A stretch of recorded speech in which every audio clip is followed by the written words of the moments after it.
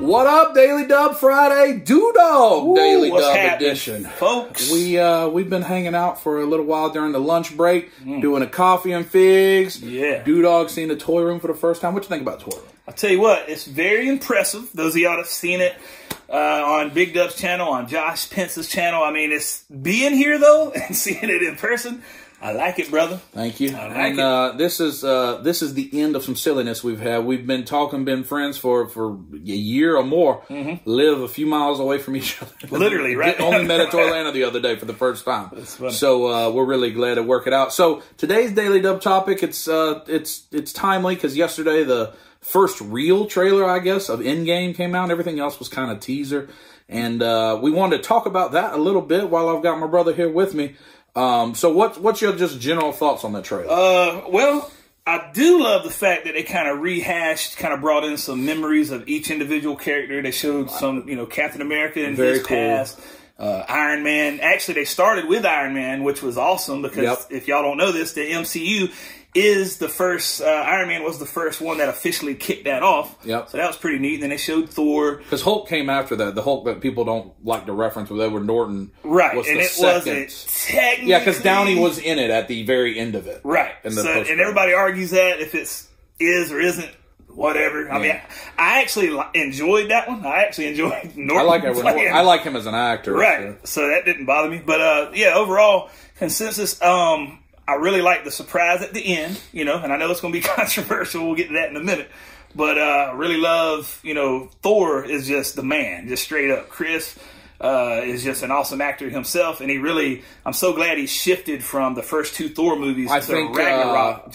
Years from now, I think if people study the Marvel, the MCU, which I think probably in film school even, will become a educational topic because let's be honest, what Disney did with this has never been done before, where they created basically 10 years of television happening on movie. So, and I think the character of Thor, how they pivoted him out in Ragnarok and turned him into awesome, but funny, and then you see that DC, in my opinion, really modeled Aquaman after the way that Thor had been written. I think that'll be studied because everybody loves Thor now, and 5 years ago, I don't think anybody cared about a Thor movie. Yeah, Thor, there again, the first two movies for me didn't really do anything. It was kind of disappointing. But man, Ragnarok, that's one of my favorites. I love that. It's my very, as you know, my very favorite. He literally reinvented himself, in that movie, in my opinion. But. So, the key with Captain Marvel being out, I just saw Captain Marvel last night. I enjoyed it. It's a good show. Do I think it's pivotal before Endgame? No. As a matter of fact, I think you could probably just watch the post-credit scenes, which I think have leaked on YouTube, and get what you need for Endgame. It is entirely set in the 90s. It seems to be set before Guardians of the Galaxy. It's before Avengers. It may even be it's probably before everything. Because Fury has not even begun the whole Avengers initiative at the beginning of that movie. Right. So it's the earliest thing we have.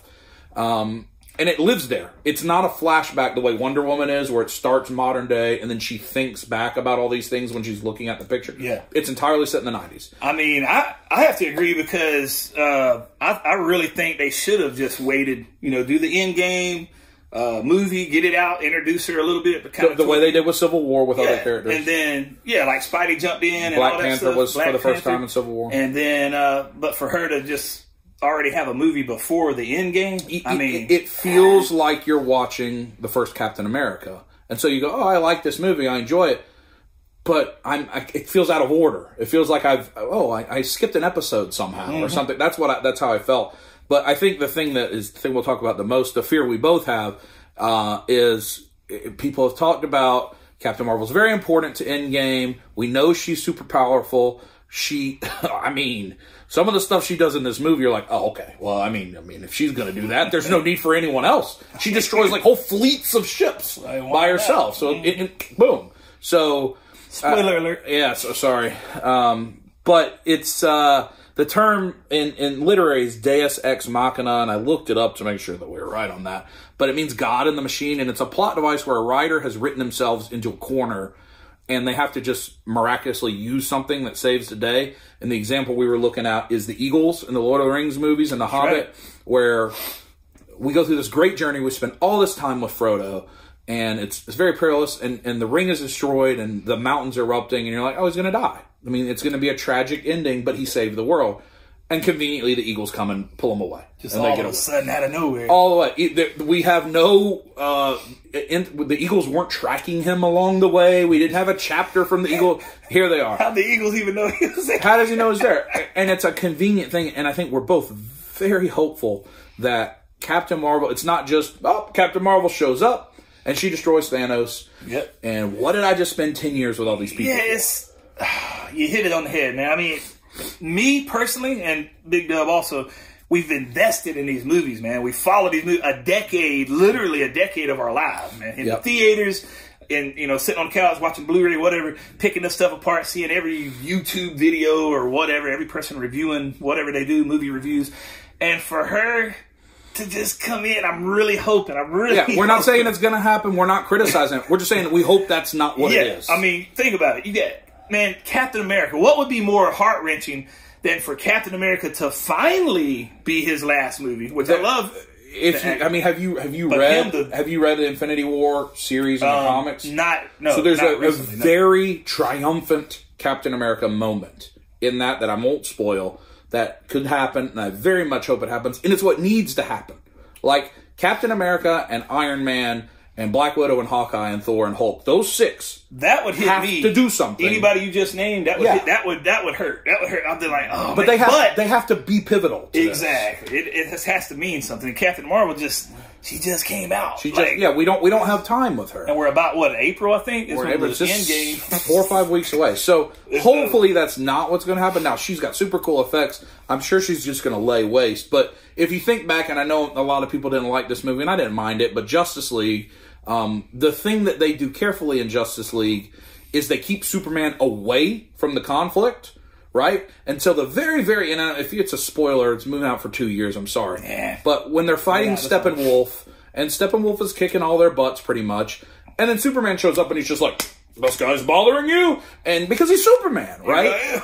And so that's what we hope doesn't happen. Now, it was okay in Justice League because he's Superman. He's been along for the ride. And they had to convince him to not be evil and all this stuff and come join. But once he showed up, that was the end. There was no more conflict. Game over. So, we've got like the things that give me hope. I know this is silly, but we just had that Marvel Legends release, the tease where the Thanos...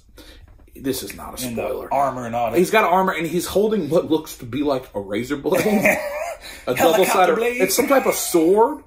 Well, if he's wielding a sword and armor, what I just saw in Captain Marvel yesterday, so she's going to make short work of that. So that makes me believe maybe it'll be all right. Maybe she's going to get sidetracked with... like they do with Iron Man half the time. He gets pulled away from the conflict because he's got to go hold up the asteroid that's going to kill the world. So, the trailer was good.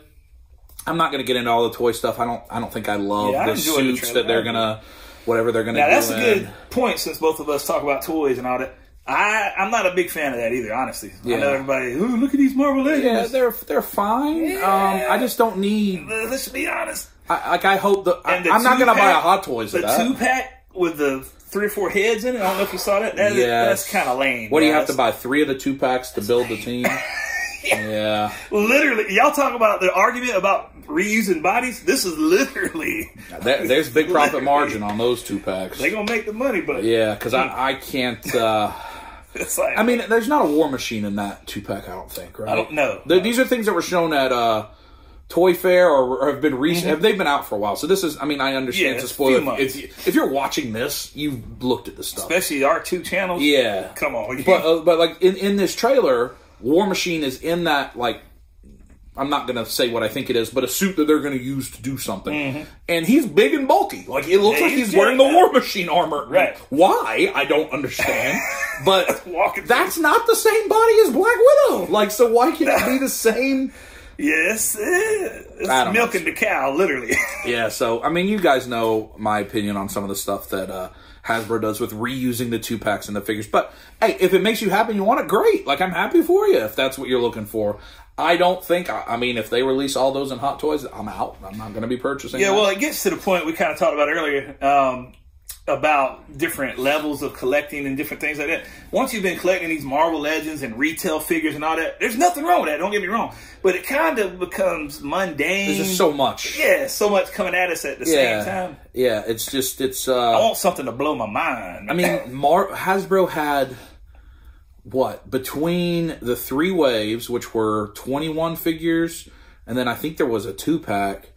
There's the Spider-Man 2-pack. I mean, there was like 25 Marvel Legends in like the first 3 weeks of January. Yeah. That's one a day. I mean, crazy. What do we do? We can't do that. We can't do that. So, but that's not a hate on Marvel. It's just, there's a lot. And I can only imagine, because I talked about my Toy Fair video. The thing I thought was interesting is Disney wielded enough power to embargo everybody from showing their Avengers stuff. Right. So we saw nothing Avengers at Toy Fair. So who knows? We've seen all this stuff going, there's all these great things coming out, and nobody's officially shown their in-game stuff, and which even is coming out the behind. Oh, yeah. And even their the 2-pack stuff, it's always blurry images. Yeah. So far as this video being made at the moment. I mean, heck, they can throw them out while we're talking. Yeah. But at the moment, there's not really crystal clear images of those yet. Yeah. So we're just a few weeks away. I think it's a worldwide release again, right? Yes. Yeah. And I saw things saying the estimates for Endgame is approaching $300 million domestic for opening weekend. Ooh. And 3-hour movie, by the way. It is officially 3 hours. That. And I think they're tracking over $1 billion opening weekend worldwide, which is... It's going to be the thing to see. I know. I don't think tickets have been put up for sale. No, I don't think so. But I would recommend, if you're watching, as soon as they do, you better buy it. Because I made the mistake. I had Movie Pass last year. I don't know if I've done a Movie Pass ran on my channel, but I got a lot of free movies for a long time, but they did us wrong. And they changed the rules of Movie Pass. So the way Movie Pass worked was you could basically get as many movies as you wanted per month, and you paid $10 a month. Nice. That was great. But you had to be at the theater to buy it. You couldn't buy them ahead of time. Okay. So I was like, okay, well, Infinity War will come out. We're going to have to get whatever seats we can get. Well, Victoria and I got the very front, right in the middle, looking straight up. And it was not a good experience. Right. And so you're trying to watch this amazing movie with a crick in your neck. I'm telling you, I am pre-ordering at the biggest, baddest theater I can find, the best seats available on opening night. Because big dub seats. We got, recline. What y'all think the big D represents? Oh, hey, that's right.